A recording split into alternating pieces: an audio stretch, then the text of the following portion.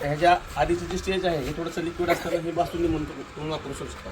बासुंदीचे 2 प्रकार आहेत. बासुंदी एक खायची आणि एक प्यायची. म्हणजे चमच्यामध्ये खाल्ली पण जाते, बासुंदी नॉर्मली पिली पण जाते.